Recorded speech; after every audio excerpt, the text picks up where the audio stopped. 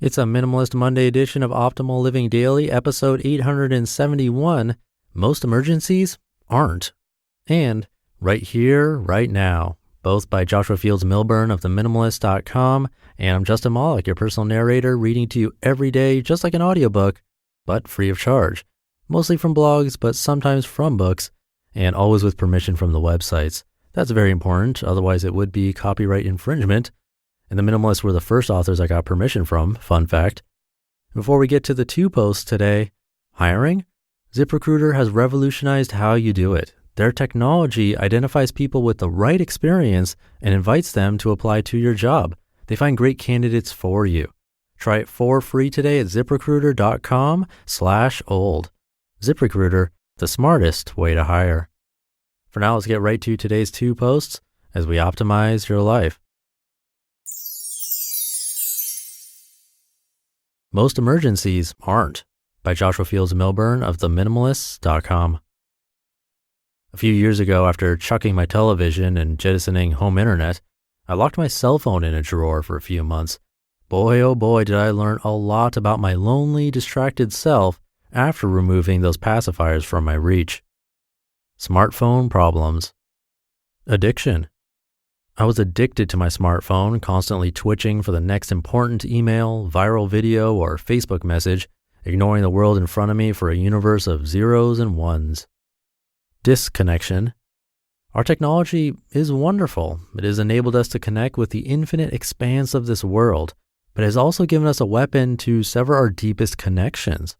True, we can tweet with folks on other continents. I've met most of my closest friends online, but in doing so, we sometimes isolate ourselves from the person sitting across from us. Dependency. Like a child's security blanket, I needed my phone to feel safe, calm, whole, and like that child, when I lost it, I lost it. Panic struck each time my hand involuntarily breached the pocket where the device normally waited for me. Impulsivity. The opposite of intention is impulse, which accurately described my former relationship with my smartphone. I acted primarily on impulse. I was reacting to what my phone instructed me to do. I wasn't using the phone, it was using me. Urgency. My cell phone came equipped with a false sense of urgency, which helped me construct a facade of spurious self-importance. Of course I needed my phone on me at all times because I'm so important that, what if someone needs to get a hold of me right now? In reality, that's nearly never the case because most emergencies aren't emergencies. Truth be told, I am an outstanding friend, but if you have a real emergency, I'm not the best guy to call. If your water heater breaks, call a plumber. A burglar strikes, call the police. Someone gets injured, call 911.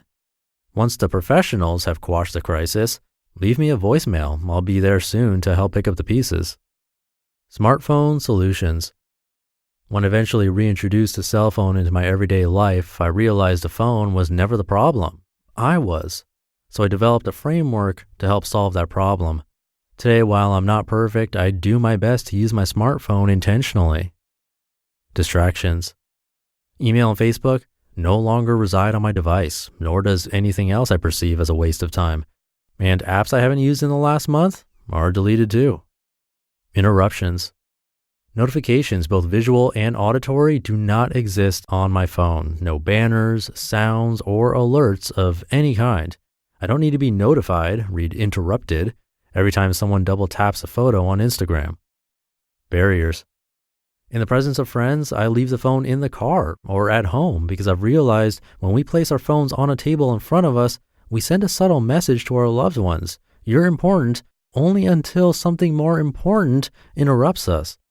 Removing the phone, however, removes an invisible barrier from our interactions and shows the people we care about that we do, in fact, care about them.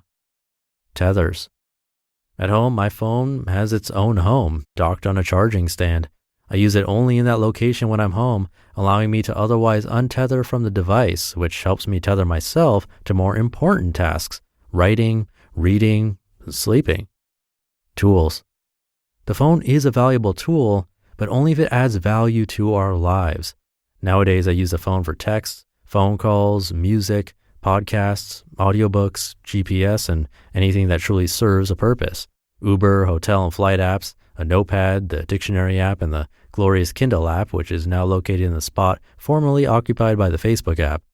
Now when I feel that twitch, I automatically focus on something worthwhile, reading a book instead of getting lost in the Bermuda Triangle of likes, notifications, and status updates.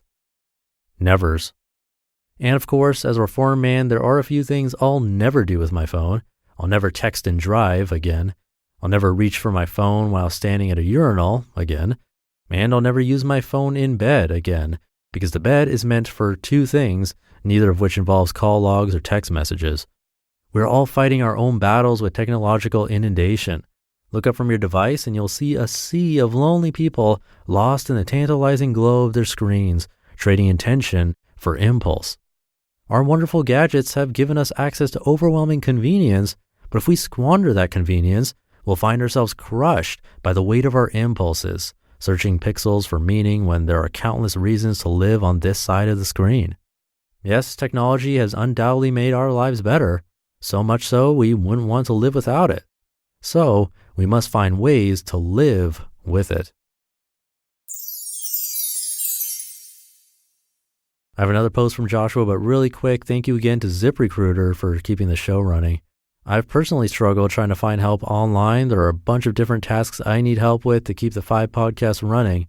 Finding the right person is super difficult, but ZipRecruiter learns what you're looking for, identifies people with the right experience, and invites them to apply to your job. These invitations have revolutionized how you find your next hire. In fact, 80% of employers who post a job on ZipRecruiter get a quality candidate through the site in just one day.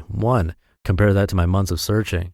The right candidates are out there. ZipRecruiter is how you find them. Right now, my listeners can try ZipRecruiter for free. That's right, free. Just go to ZipRecruiter.com/old. That's ZipRecruiter.com/OLD. ZipRecruiter, the smartest way to hire. Right Here, Right Now by Joshua Fields Millburn of theminimalists.com. We all know, at least intellectually, that we will benefit from truly living in the moment. And yet, too often, we peer forward, planning for some distant, hypothetical future, attempting to frame a contingency for every possible scenario, organizing our lives around what might be. Either that or we're scrutinizing our history, relishing or loathing the past, living for a time that once was. I notice the former, the incessant looking forward in some of my friends, and I often observe the latter looking backwards in myself. To be fair, I notice both traits in everyone. Neither is conducive for an ideal life. With the people I love, we may be eating dinner, enjoying a concert, or just spending time together, and all the moment seems perfect. It can be tainted with the suggestion of, let's do this again, looking forward as if now is not enough, as if we must plan, we must have more. This seems to be part of the human experience. No matter how great things are, it's never enough. We always want more. Similarly, when I am personally comparing the present to the past, whenever I'm more concerned with what has happened than what is happening, this moment loses its beauty, its power, its virility. I've noticed, however, that there's at least one occasion in which this doesn't happen, when I'm driving alone in my car. Whenever I'm behind the wheel, I avoid both temptations. Instinctually, I know I have to keep my eyes on the road and deal with whatever is on the other side of the windshield, here and now. If I daydream too long, staring off into the horizon, or if I glue my eyes to the rearview mirror, taking in the scenery I've already passed, I'm going to crash.